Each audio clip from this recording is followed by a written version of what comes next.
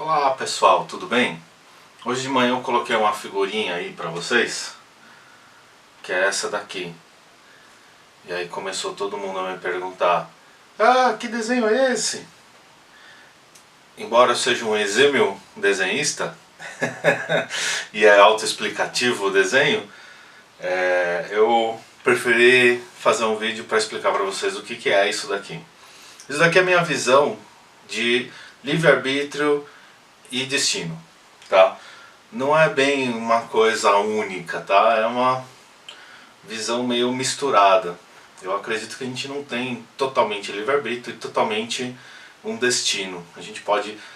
certas coisas existem manobras. Então aqui no desenho eu tenho, né, a época do nascimento, onde a gente é muito restrito quanto ao nosso livre-arbítrio, tá? As margens, isso daqui, para quem não entendeu o desenho, é um rio, tá? Então a minha visão de livre-arbítrio e destino é que seja um rio. Então as laterais, as bordas laterais do rio representam o quanto a gente tem de livre-arbítrio, mas sempre o rio vai correr nesse sentido, tá? Então o nascimento é o início da nossa vida, então a gente tem pouco livre-arbítrio. Conforme a gente vai crescendo, esse livre-arbítrio vai aumentando, tá? Certas coisas na nossa vida têm uma definição. Isso daqui é uma linda pedra.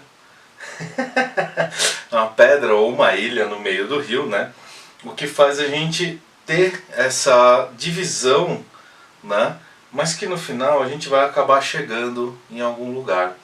Então, as margens, né, aqui, conforme eu representei, são lugares onde a gente pode ficar preso, né? Então, se eu chegar muito próximo de uma margem, eu consigo me segurar aqui e deixar que o destino não ocorra.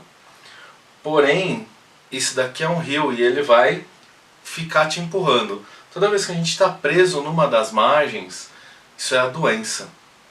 Então, ele vai tentar te empurrar, conforme a doença, de volta para o seu destino final. Que o destino final aqui é bem claro, a morte, tá? Vivemos uma vida que ela é limitada a um tempo. Depois dessa vida nós morremos. Independente do que você acredite o que vai acontecer do outro lado, a vida é o nascimento e a morte das pessoas. Então aqui eu vou representando as coisas, né? Divisão de caminho, eu tenho sim uma divisão de caminho, tá? Depois dessa divisão de caminho, tudo se junta e aí você vê que é um lugar mais amplo, né? Por quê? Porque eu posso atuar em qualquer parte desse livre-arbítrio para, às vezes, até refazer um caminho que eu não fiz, entendeu? Não que eu volte no tempo, mas que eu posso vir para esse lado da margem quando eu passar por esse caminho. Por que isso?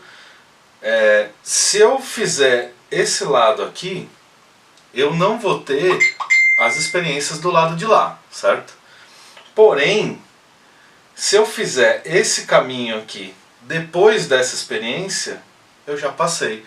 Então eu posso sair desse caminho, vir para cá e continuar por aqui, o mesmo que esse caminho aqui queria dizer. Ou eu vou ficar nessa margem do rio até o fim da minha vida. Por isso a divisão de caminho ela é assim. O rio sempre corre nesse sentido. E esse sentido é sempre o meu destino, tá? Esse daqui é você, então tá aqui naufragando no rio ou nadando no rio. Certo? Essa aqui é a parte das bordas. Eu fiz aqui a árvorezinha de coração, né, para se lembrar que as pessoas precisam amar mais, tá? E essa referência é o que eu uso para entender o que é livre-arbítrio, o que é o destino, quais são os processos onde a pessoa está inserida, se é uma doença, se é uma decisão de vida, se é uma mudança de caminho, né? E o mais interessante que as pessoas me perguntaram, né, é o seguinte: por que eu tenho livre-arbítrio grande em alguns momentos e eu tenho livre-arbítrio curto em alguns momentos? Porque muitas vezes a gente precisa passar por algumas experiências e essas experiências encurtam o caminho. Como aqui na divisão, você tem um livre-arbítrio restrito. Mas depois que você aprendeu essa divisão, você volta a ter um livre-arbítrio maior. Tá? Outra pergunta que as pessoas me fizeram é por que você não consegue ficar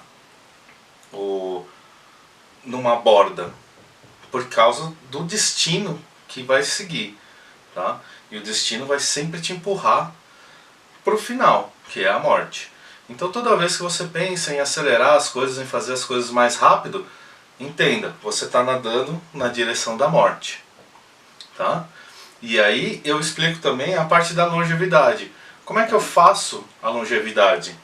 Simplesmente nado de uma margem para outra, indefinidamente, até eu conseguir chegar na morte. Certo? Tranquilo? Então é isso. Se tiverem mais alguma dúvida, deixem nos comentários. E até mais.